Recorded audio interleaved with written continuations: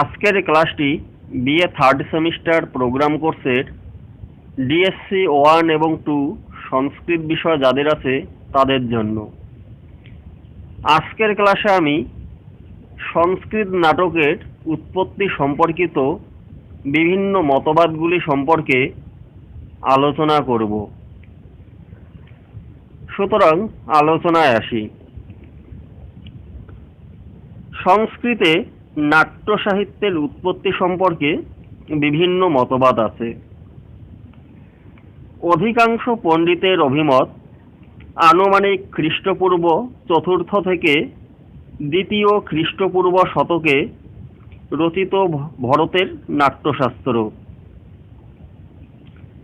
নাটকের উদ্ভব, স্বরূপ, উদ্দেশ্য, নাট্য সম্প্রদায়, কুশীলব, মঞ্চ, নৃত্য, গীত, বাদ্য এবং নাট্য সম্পর্কিত একটি পূর্ণাঙ্গ সংকলনই প্রথম নাট্য বিষয়ক আলোচনা গ্রন্থ হচ্ছে ভরতের নাট্যশাস্ত্র।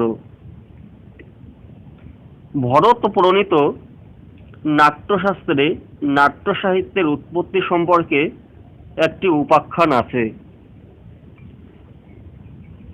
দেবতা ও ঋষিদের অনুরোধে পিতামহ ব্রহ্মা স্ত্রী, পুরুষ, দ্বিজ, শূদ্র সকলের মনোরঞ্জনের জন্য সর্বজন সংবেদ্য পঞ্চম বেদস্বরূপ নাট্যবেদ রচনা করেন।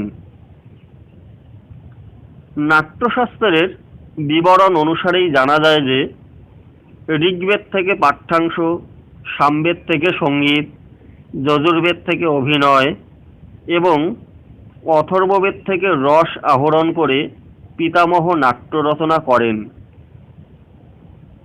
তারপর স্বর্গলোকে ভরতের নির্দেশনায় অমৃত মন্থন এবং ত্রিপুরদাহ নামক 2টি নাটক অভিনীত হয়। কালক্রমে মর্তলোকে নাট্যাভিনয় প্রবর্তিত হয়। বহু যুগের ওপার হতে সভ্যতার বিকাশের সঙ্গে সঙ্গে ভারতবর্ষের নাটক বা দৃশ্যকাব্যের উদ্ভব যে কবে হয়েছিল তা নির্ণয় করা সহজসাধ্য নয়। ভারতীয় দৃশ্যকাব্যের উৎপত্তি সম্পর্কে পণ্ডিতগণ ভিন্ন ভিন্ন মত পোষণ করেন।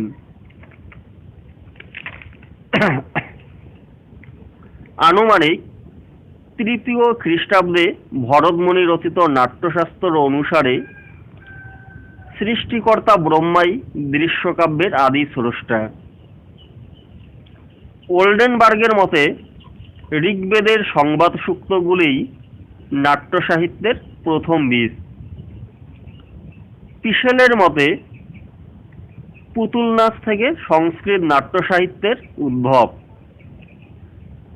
ওয়েবার প্রমুখ কয়েকজন পণ্ডিত মনে করেন গ্রিক সভ্যতার সংস্পর্শে আসার পর তার প্রভাবেই সংস্কৃত নাট্য সাহিত্যের উৎপত্তি।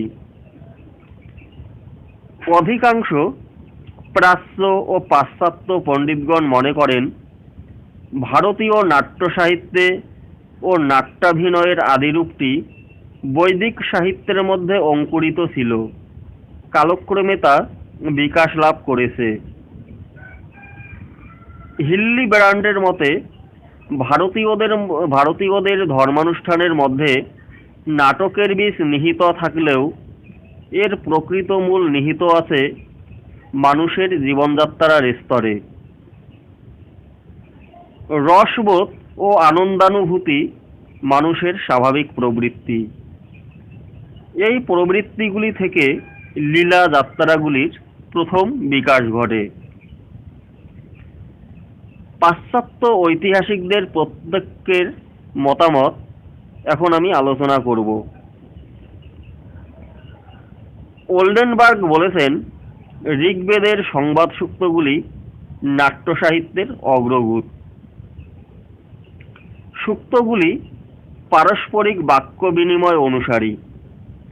ঋগ্বেদের কাহিনী পণি, সরমা, জমজমি, পুরুরবা, উর্বশী এই রকম যে প্রায় গোটা 20টি সূক্ত দেখা গেছে, সেগুলি তৎকালে ঋষিদের যজ্ঞের অঙ্গ হিসেবে প্রযুক্ত হলে প্রকৃতপক্ষে সেগুলির মধ্যে নাট্য বা দৃশ্যকাব্যের অঙ্কুর লুকিয়েছিল। গবেষক অধ্যাপক কিথ তার যুক্তি খণ্ডন করতে পারেননি। তিনি অসংখ্য পুস্তক অনুশীলন করেও ওই একই যুক্তি পোষণ করেছেন। তিনি আর এক ধাপ অগ্রসর হয়ে বললেন, বৈদিক যজ্ঞের আবশ্যিক প্রয়োজন হিসেবে মহাব্রত বা সোমক্রয় প্রভৃতির ক্ষেত্রে অল্প বিস্তর অভিনয়ের মতো অনুষ্ঠানের আয়োজন করা হতো। সেগুলির মধ্যে নাটকীয় উপাদান অনেক ছিল।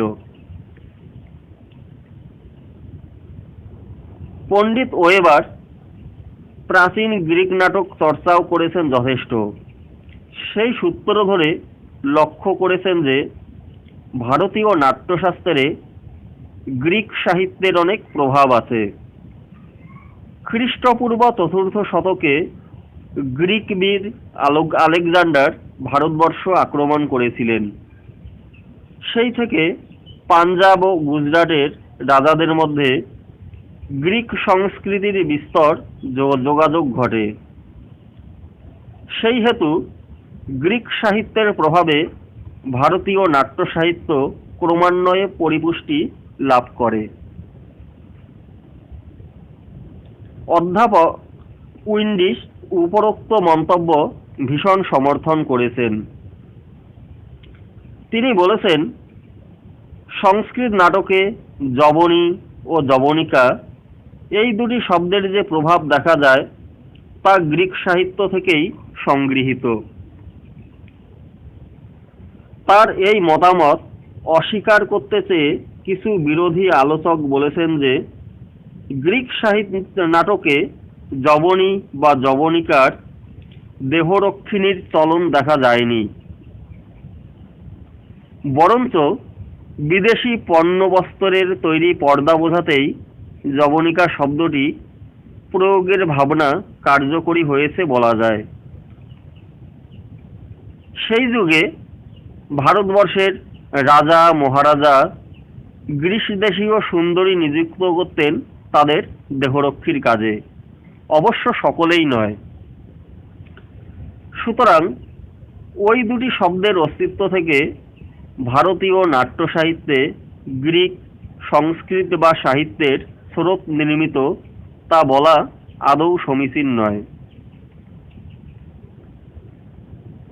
লেভি নামের আর এক ঐতিহাসিক মন্তব্য করেছেন যে একই যুগে পৃথিবীর দুই প্রান্তের দুই দেশ যে যার মানসিকতার রুচির খাতিরে একই ধরনের রীতিনীতির প্রচলন রাখতে পারে এবং সেটা তাদের সহজাত বা স্বনির্মিত। তিনি বলেছেন, গ্রিক নাটকের সঙ্গে সংস্কৃত নাটকের উপযোগী অভিজ্ঞান বা স্মারকচিহ্ন এই রকম অসংখ্য বিষয়ে যথেষ্ট মিল খুঁজে পাওয়া যেতেই পারে। রামায়ণে যখন লঙ্কায় অশোকবনে সীতা দেবীর কাছে শ্রী রামচন্দ্র দূত হিসেবে শ্রী হনুমানকে পাঠিয়েছিলেন, তখন স্বহস্তের অঙ্গুরীয় অভিজ্ঞান স্বরূপ দিয়েছিলেন। কুশীলব, শৈলুষ ও নর প্রভৃতি প্রাচীন পদের ব্যবহার থেকেই স্পষ্ট প্রমাণ পাওয়া যায় যে সংস্কৃত নাটকের প্রচলন সে যুগেও অবশ্যই ছিল। হয়তো গ্রিক সংস্কৃতির প্রভাব ভারতীয় নাট্য সাহিত্যে কিছু এসে পড়েছে, তাতে ভারতীয় নাট্য সাহিত্যের নিজস্বতা আদৌ ক্ষুণ্ণ হয়নি। ডক্টর রিজওয়ে তার হাস্যকর মন্তব্য প্রকাশ করেছেন। তিনি বলেছেন যে কোনো ব্যক্তি মারা গেলে তার পরিবার ও আত্মীয় স্বজন যেভাবে শোক প্রকাশ করে সেই ঘটনা প্রত্যক্ষ করে নাট্যকারেরা দৃশ্যকাব্য বা নাট্যকাব্যের সৃজন করেছিলেন। বিখ্যাত পণ্ডিত হিল্লি ব্রান্ড এর মতামত জানিয়েছেন এইভাবে, প্রাচীন সংস্কৃতির ধর্মানুষ্ঠানে নাটকের বীজ যথার্থই ছিল, কিন্তু তা হলেও তার প্রকৃত উৎপত্তি মানুষের জীবনধারার মধ্যে। রসবোধ ও আনন্দ উল্লাস, শোক প্রকাশ ইত্যাদি মানুষের জৈবিক প্রবৃত্তি। এই প্রবৃত্তি লক্ষ্য করে রচিত হয়েছে প্রাচীন যাত্রাপালাগুলি। অধ্যাপক পিশেল মনে করেন, পুতুল নাচের ভেতরেই আছে নাটকের মূল। তিনি বলেন যে নাটকে সূত্রধার, স্থাপক ইত্যাদি যে শব্দগুলি পাওয়া যায় তা ওই পুতুল নাচের ভিতরেই লুকিয়ে আছে। পিশেল সাহেবের মতামত অনুযায়ী পুতুল নাচের ঘটনা থেকে নাটকের যে চমকপ্রদ রসভাব সঞ্চারী সত্তা নিহিত আছে তা সহজে মেনে নিতে কষ্ট হয়। কেউ কেউ বলেছেন নাটক থেকেই পুতুল নাচের জন্ম।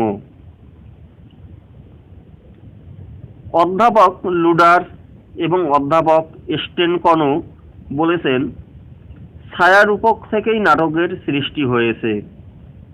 মহাভারতে যে সৌভিক পদের উল্লেখ পাওয়া যায়, সেই সৌভিকের কাজ ছিল ছায়ারূপক বা মূক অভিনয়ের বিবরণ ঘোষণা করা। সংস্কৃত নাট্যকাব্যের সাধারণ নাম রূপক। নানা প্রকার রূপকের এক প্রকার বিশেষের নামই নাটক।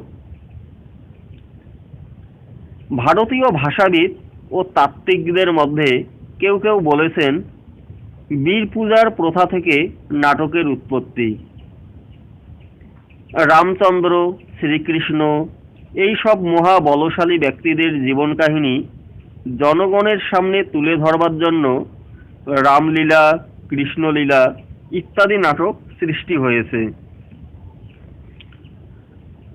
আমরা এ পর্যন্ত যা তথ্য লাভ করেছি তা থেকে বোঝা যায় যে ভরতমুনিই আনুমানিক ৩য় শতাব্দীতে নাট্যকলার সৃজন করেন। ভরতমুনির নিজেরই মতামত অনুসারে বলা হয়েছে এই রকম বক্তব্য।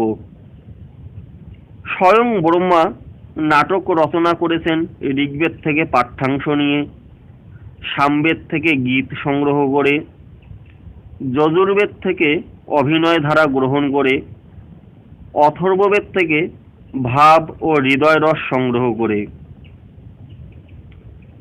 সমস্ত জাতি ও সমস্ত মানুষের চিত্ত বিনোদনের জন্য নির্মিত এই সাহিত্যকে অনেকে পঞ্চম বেদ আখ্যা দিয়েছেন।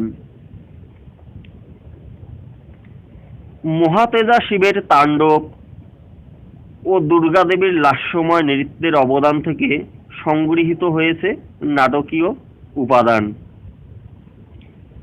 স্বর্গলোকে ভরতের নির্দেশে ইন্দ্রধ্বজ উৎসব উপলক্ষে অভিনীত হয়েছিল অমৃতমন্থন এবং ত্রিপুরদাহ নাটক।